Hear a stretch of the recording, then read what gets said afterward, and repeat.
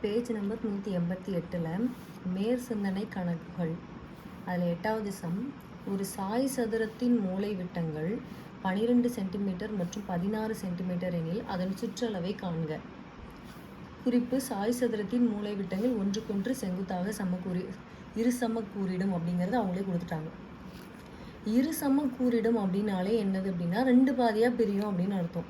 So இதுதான் நமக்கு ஒரு சதுரம் சாஞ்சிருந்தால் சாய் சதுரம், அவ்வளோதான் இல்லைங்களா? ஸோ என்னது, அந்த சாய் சதுரத்தினுடைய மூலை விட்டங்கள் ஒன்றுக்கொன்று இரு சமக்கூறிடும் அப்படிங்கிறது அது என்னது 2ஆக பாதியாக இப்படி பிரிஞ்சிரும் அப்படிங்கிறத தான் கொடுத்துருக்காங்க. ஸோ நமக்கு இப்படி ஒரு பாதி இப்படி ஒரு பாதி அப்படிங்கிற மாதிரி வந்துடும். இப்போ மூலை விட்டம்ங்கிறது என்னது, இதுதான் மூலை விட்டம்னு சொல்லுவோம். இந்த சென்டரில் போகுது இல்லைங்களா, அதை தான் 12 ஒரு இதை நான் 12 சென்டிமீட்டர்னு வச்சுக்கிறேன். இன்னொரு மூலை விட்டம் இப்படி கிராஸ் ஆகி போகிறது இன்னொன்று என்ன சொல்கிறேன் 16 சென்டிமீட்டர் அப்படின்னு வச்சுக்கிறேன். அப்போ அதோடைய சுற்றி இருக்கிற அளவுகளை தான் எனக்கு கேட்குறாங்க. அப்போ நான் என்ன எடுத்துக்கலாம் அப்படின்னா, ஏதாவது ஒரு பக்கம் எடுத்துப்போம். அந்த இந்த சென்டரில் இருக்குது பார்த்தீங்களா, இதை ஏதாவது ஒரு அளவுன்னு இப்படி எடுக்கிறப்போ இப்படி பார்க்குறப்ப அது என்னவா இருக்குது, ஒரு செங்கோண முக்கோணமாக இருக்குங்களா, ஏஓடி. இந்த சென்டர் பாயிண்ட் மிட் பாயிண்ட்டை ஓன்னு வச்சுக்கிறேன். ஸோ ஏஓடி எதை வேணாலும் எடுத்துக்கலாம், அதை தான் எடுக்கணும் இல்லை, எதனாலும் எடுத்துக்கலாம். இப்போ இந்த ஏஓடியை மட்டும் தனியாக எடுத்துப்போம். அப்படின்னா நமக்கு எப்படி இருக்குது பார்க்குறது, கொஞ்சம் இப்படி இருக்கிற மாதிரி இருக்குது அந்த ஏஓடி அப்படிங்கிறது. ஸோ அதில் என்ன இருக்குது, ஒரு பக்கம் 12ன்னு கொடுத்துட்டாங்க, ரெண்டையும் பாதியாக பிரியும்னா இப்போ இந்த பக்கம் 6 இந்த பக்கம் 6 அப்படிங்கிற மாதிரி வந்துடுமா. ஸோ இது 6 ஆயிடுச்சு. அடுத்து இன்னொரு மூலை விட்டம் என்னது 16ன்னு கொடுத்துருக்கோம். அப்போ இங்கே 8 இங்கே 8 அப்படிங்கிற மாதிரி வந்துடுமா. அப்போ 8 8 அப்படின்னா என்னது, இந்த சைடு 8 அந்த சைடு 8 அப்படிங்கிறது தான் 16. இங்கே எனக்கு 8 இங்கே எனக்கு 8. அப்போ இதை நான் 8ன்னு வச்சுக்கிறேன். இதுவும் அதே மாதிரி பாதியாக பிரிஞ்சதுனால 12லேருந்து 6ன்னு வச்சுக்கிறேன். இன்னொரு பக்கம் தெரியாது, இது எப்படி இருக்குது, எனக்கு ஒரு செங்கோண முக்கோணம் மாதிரி அமைஞ்சிருச்சு. அப்போ நான் இந்த ஒரு சைடை நான் கண்டுபிடிச்சிட்டேன் அப்படின்னாலே இதே மாதிரி தான் மற்ற பக்கங்களும் இருக்க போகுது. அப்போ × 4 அப்படின்னு போட்டால் எனக்கு மொத்தமாக சுற்றி இருக்கிற அளவுகள் கிடச்சிரும் இல்லைங்களா. ஒரு செங்கோண முக்கோணத்தை கண்டுபிடிக்கிறேன். x² = 8² + 6² அப்படின்னு வந்துடும். 8 8 64, 6 6 36, ரெண்டையும் கூட்டினா 100ன்னு வந்துடும். அப்போ இந்த சாய் சதுரத்தில் ஒரு பக்கம் நான் கண்டுபிடிச்சிட்டேன் 10 அப்படிங்கிறது.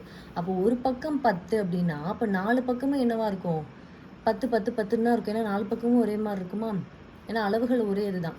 அப்போ என்னது, அந்த சாய் சதுரத்தினுடைய சுற்றளவு ஃபார்முலாவும் என்னது நமக்கு 4a. அப்போ 4 × அந்த ஏங்கிறத நான் 10ன்னு கண்டுபிடிச்சிக்கிறேன். அப்போ 10 அப்படின்னு போட்டோன்னா 40.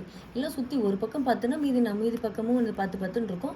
அப்போ நம்ம மொத்தமாக கூட்டிக்கிட்டேன்னு என்னது 40 அப்படிங்கிறது கிடச்சிரும். அவ்வளோதான்.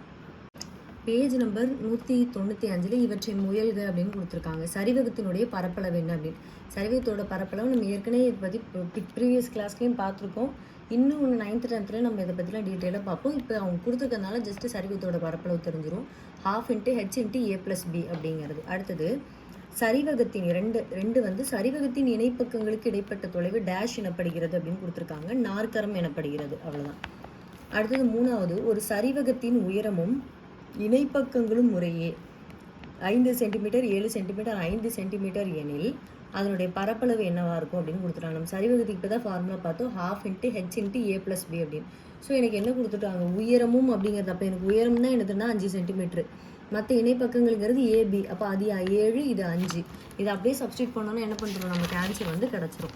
அப்போ சரிவகத்தோடைய பரப்பளவு ஃபார்முலா எனக்கு என்னது, A = 12 × h × a + b.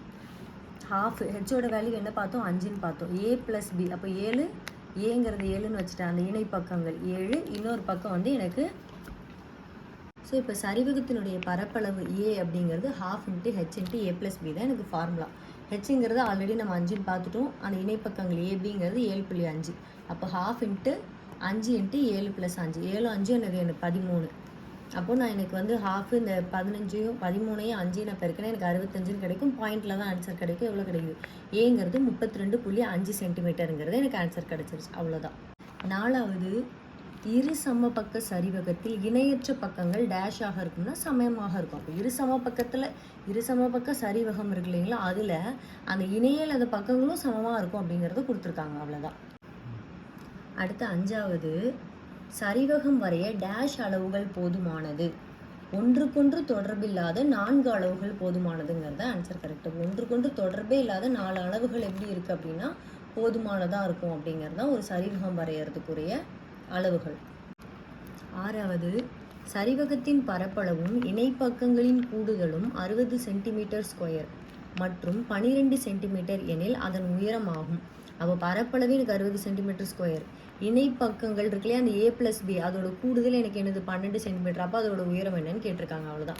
ஒரு டேட்டா கொடுக்கல, மற்ற டேட்டா கொடுத்தாங்கன்னா சப்ஸ்டியூட் பண்ணால் ஆன்சர் கிடச்சிரும். அப்போ சரிவகம் அப்படிங்கிறதோடைய பரப்பளவு எனக்கு 60 சென்டிமீட்டர் ஸ்கொயர். அந்த இணைப்பக்கங்கள்னு சொல்லப்படுற ஏ ப்ளஸ் பி எனக்கு 12 சென்டிமீட்டர். ஹெச் தான் என்னன்னு கேட்டிருக்காங்க. எனக்கு ஃபார்முலா என்னது, சரிவகத்தோட பரப்பளவு equal to ½ into H into A plus B அப்படிங்கிறது தான் என்னுடைய ஃபார்முலா.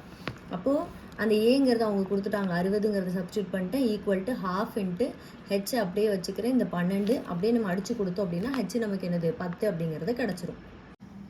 இப்போ நான் வந்து சில ஃபார்முலாஸ் பார்க்கலாம். ஏன் அந்த ஃபார்முலா பார்க்குறோம் அப்படின்னா, புக்கில் இது ஜாமெட்ரி, இது வடிவியலோட தானே.